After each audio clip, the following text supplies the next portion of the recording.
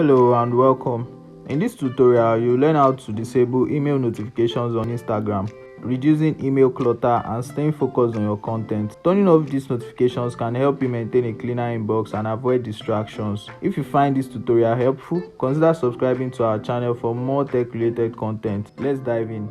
Open up your Instagram app if you haven't done that already. Access your profile by tapping on the profile picture in the bottom right corner. Tap on the three horizontal line in the top right corner to open the menu. Now tap on settings. In settings, tap on notification to access your notification preference. Scroll up and tap on email to configure email notification settings. In the email settings, you'll find options of various email updates.